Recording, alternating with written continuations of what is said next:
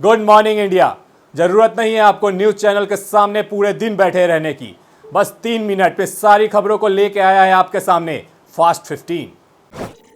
23 जुलाई को शुरू हुए टोक्यो ओलंपिक खेलों का समापन रंगारंग कार्यक्रम के साथ रविवार को हुआ। दुनिया भर के खिलाड़ी अब 3 साल बाद फ्रांस की राजधानी पेरिस में जुटेंगे। टोक्यो ओलंपिक के समापन समारोह की शुरुआत आतिशबाजी के साथ हुई। पूरे ओलंपिक स्टेडियम को दुल्हन की तरह सजाया गया। क्लोजिंग सेरेमनी में भारत के 10 भारतीय एथलीटों और अधिकारियों ने हिस्सा लिया। रेसलर बजरंग पुनिया ने भारतीय दल की अगुवाई की। वो क्लोजिंग सेरेमनी के दौरान हाथों में तिरंगा लेकर चलते दिखे। बता दें कि टोक्यो ओलंपिक भारत के लिए यादगार रहा है। उसने ओलंपिक में अपना अब तक का सर्वश्रेष्ठ प्रदर्शन किया है। भारत ने 1 गोल्ड, 2 सिल्वर और 4 ब्रॉन्ज समेत 7 मेडल जीता है। भारत में कोरोना वायरस की दूसरी लहर जारी है। केंद्रीय स्वास्थ्य मंत्री की ओर से सोमवार सुबह जारी आंकड़ों के मुताबिक पिछले 24 घंटे में देश में कोरोना वायरस के 35,499 नए मामले सामने आए हैं, जबकि 447 मरीजों की मौत हो गई। नए मरीजों के बाद देश में कोरोना का कुल आंकड़ा बढ़कर 3,19,69,994 पहुँच गया है। इनमें से अब तक कुल 4,28,309 लोगों की मौत हो चुकी है। जापान हर साल 9 अगस्त को नागासाकी डे के रूप में मनाता है।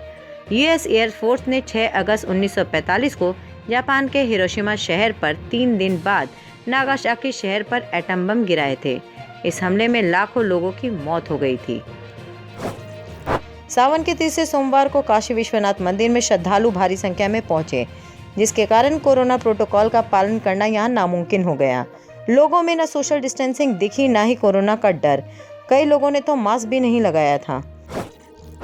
सोमवार को लोकसभा में कॉन्स्टिट्यूशन अमेंडमेंट बिल पेश किया गया। इस बिल के तहत राज्यों को भी ओबीसी लिस्ट तैयार करने का अधिकार मिलेगा। इस बिल का राज्यसभा में नेता प्रतिपक्ष और कांग्रेस नेता मल्लिकार्जुन खड़गे ने समर्थन किया है। खड़गे ने कहा कि सभी विपक्षी पार्टियां कॉन्स्टिट्यूशन अमेंडमेंट बिल 2021 का समर्थन करेंगी। सरकार की सॉवरेन गोल्ड बॉन्ड स्कीम योजना के तहत आज से इसकी खरीदारी की जा सकेगी। सरकारी सॉवरेन गोल्ड बॉन्ड स्कीम 2021-22 की 5वीं किस्त सोमवार 9 अगस्त से खुली है। ये स्कीम 9 से 13 अगस्त तक खुली रहेगी। बिहार में नीतीश सरकार को घेरने में जुटी राष्ट्रीय जनता दल में सब कुछ ठीक ठाक नहीं चल रहा। लालू यादव के दोनों बेटों में वर्चस्व की लड़ाई की खबरें हैं, तो वहीं तेज प्रताप यादव और आरजेडी के प्रदेश अध्यक्ष जगदानंद सिंह के बीच भी विवाद एक बार फिर से खुलकर सामने आया है। तेज प्रताप ने रविवार को एक ऐसा बयान दिया जिसको लेकर आरजेडी में एक नया विवाद खड़ा हो गया है। सुप्रीम कोर्ट के चीफ जस्टिस एन.वी. रामन्ना ने देश में पुलिस स्टेशन के भीतर लोगों के साथ हो रहे बर्ताव और मानव अधिकारियों के हनन पर चिंता जाहिर करते हुए सख्त टिप्पणी की है। एन.वी. रामन्ना ने कहा कि पुलिस स्टेशन में मानवीय सम्मान और मानवीय अधिकार का सबसे ज्यादा खतरा है। पाकिस्तान की मदद से खून की होली खेल रहे तालिबानी आतंकवादियों की अफगानिस्तान में पकड़ मजबूत होती जा रही है। तालिबान ने अफगानिस्तान के अलग अलग प्रांतों की राजधानी पर कब्जा करना शुरू कर दिया है। तालिबान की बढ़त का अंदाजा इस बात से लगाया जा सकता है कि उसने मात्र एक दिन में 3 प्रांतों की राजधानियों पर कब्जा कर लिया है। जसप्रीत बुमराह ने इंग्लैंड के खिलाफ किसी टेस्ट मैच की दोनों पारियों में 4 विकेट हासिल करने वाले गेंदबाजों की लिस्ट में अपना नाम शुमार कर लिया है और ऐसा करने वाले तीसरे भारतीय गेंदबाज बन गए। चेतन शर्मा ने 1986 में बर्मिंघम के मैदान पर यह कारनामा पहली बार किया था, तो वहीं पर साल 2007 में जाहिर खान ने नोटिंघम के मैदान पर यह कारनामा किया था।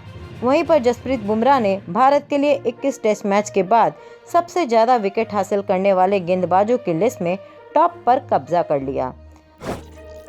उत्तर प्रदेश में भी बारिश और बाढ़ का असर दिखने लगा है। राज्य के 21 जिलों के 357 गांव बाढ़ से प्रभावित हैं, जिनमें हमीरपुर, जालौन और बुंदेलखंड सबसे ज्यादा प्रभावित है।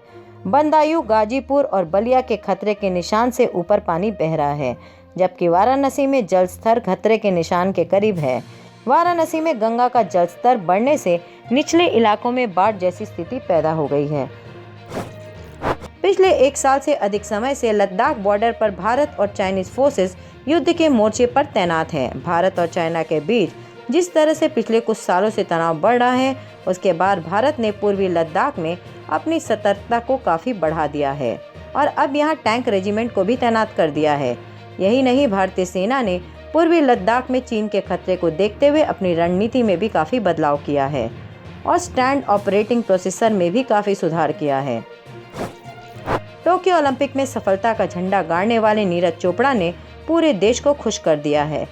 सफलता उन्हें मिली है, लेकिन इसका जश्न पूरा देश, सारी सरकारें मना रही है।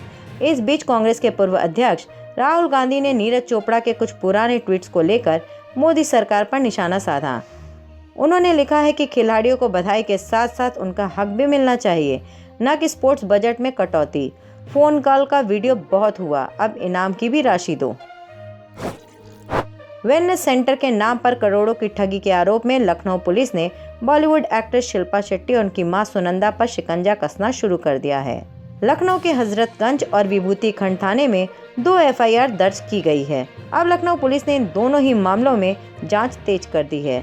लखनऊ पुलिस की एक टीम मुंबई पहुंची, जबकि दूसरी टीम भी मुंबई पहुंचेगी और दोनों से पूछताछ की जाएगी। छोटे और बड़े पर्दे के मशहूर कलाकार अनुपम श्याम का निधन हो गया है। वो 64 साल के थे। उनके शरीर के कई अंगों ने काम करना बंद कर दिया था। मुंबई के लाइफलाइन मेडिकेयर हॉस्पिटल में वो पिछले 4 दिन से एडमिट थे।